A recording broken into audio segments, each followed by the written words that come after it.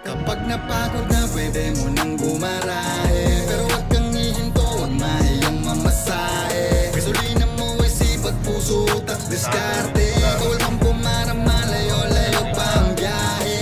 Wag kang hihinto, magbubukas din ng pinto, dahil ang susi na sa'yo papunta sa pangarap mo. Tuloy mo lang ang pag-ukay ng ginto.